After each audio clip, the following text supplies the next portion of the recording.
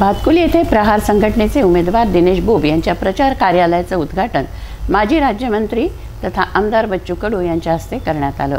कार्यकर्त्यांनी ढोल ताशांच्या तालावर वाजत गाजत प्रचार रॅली काढली आणि कार्यकर्त्यांनी बच्चू कडू यांना खांद्यावर घेऊन ठेका धरला। मोठ्या संख्येने पदाधिकारी व कार्यकर्ते येथे उपस्थित होते।